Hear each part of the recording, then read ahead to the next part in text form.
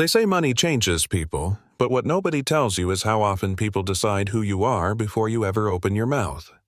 This happened on a night flight to Europe, and it started with me being told to get out of a seat I paid for like I didn't belong there, like I was a mistake that needed to be erased quietly before takeoff.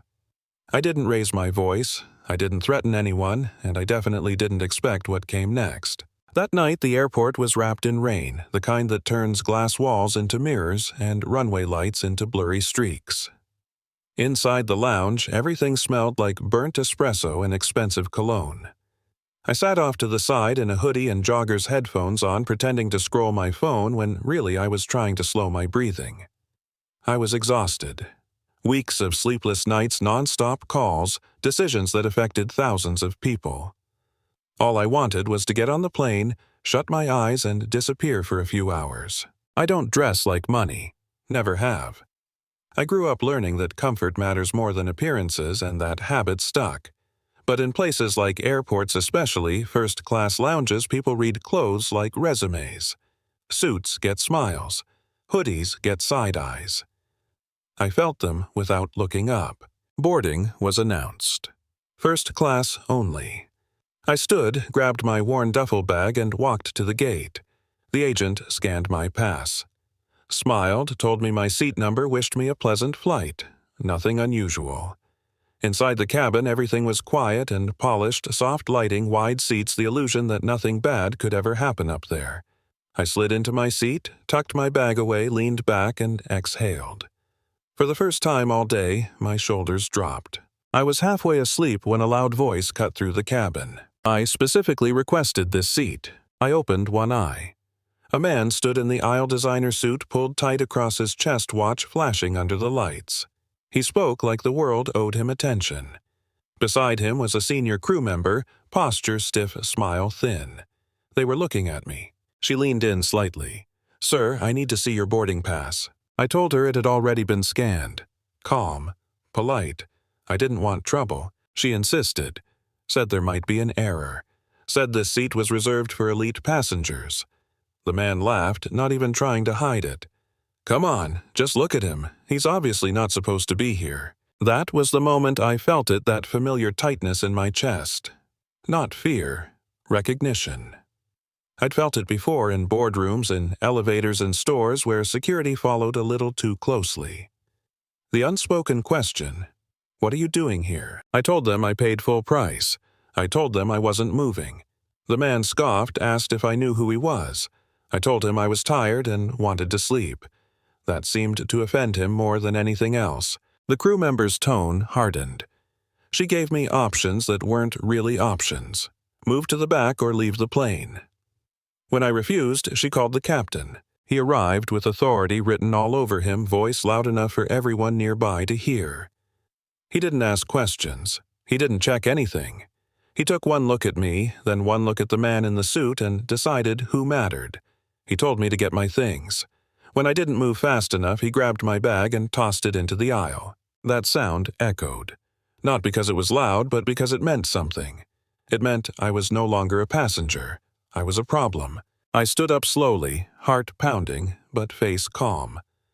I told him he was making a mistake. He told me the mistake was letting me board. I walked off the plane under the eyes of silent passengers, some uncomfortable, some curious, none willing to speak. At the gate, the agent looked shocked. She knew my ticket was valid.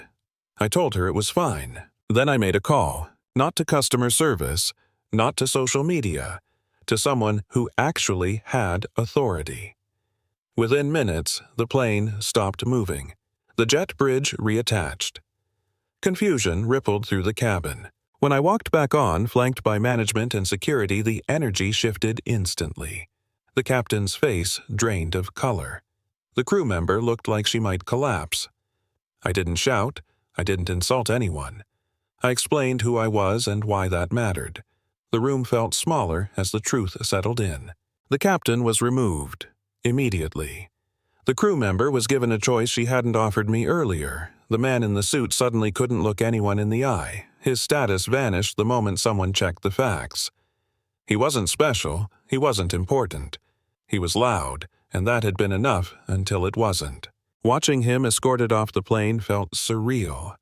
Not satisfying in the way revenge movies make it look, just quiet, heavy, like something ugly had finally been named. I took my seat again this time on fresh sheets and the plane took off. Somewhere over the ocean, I finally slept. By the time we landed, the video was everywhere. Millions of views. People arguing, choosing sides, projecting their own experiences onto mine. Some called it justice. Others called it excessive. That's the thing about moments like this. They force people to confront things they'd rather ignore. The real work started after landing. Meetings, decisions, consequences that went far beyond one flight. People who thought power protected them learned it doesn't. Not forever. Later, I stood in front of employees who were terrified they'd lose their jobs because of what happened. I told them the truth. That respect wasn't optional anymore. That the days of bending rules for the loudest voice were over. Some of them cried. Some of them didn't believe me at first. I understood both reactions. That night alone again, I replayed everything. The looks, the assumptions, the moment my bag hit the floor. I realized something important. This wasn't about me winning. It was about refusing to disappear when someone tried to erase me. So here's why I'm telling you this. Not because I want praise, not because I think I'm special, but because moments like this happen every day to people who don't have the option to make that call I made. People who are told to move to be quiet, to accept less, simply because someone else thinks they're entitled to more. I want to know what you think. Was I right to stand my ground, or should I have just moved and avoided the chaos? Where do we draw the line between authority and abuse? And how often do we decide who belongs based on appearances alone? Drop your thoughts in the comments. Share a story if you've been on either side of something like this. And if this made you uncomfortable, good. Sometimes discomfort is where the truth finally starts talking.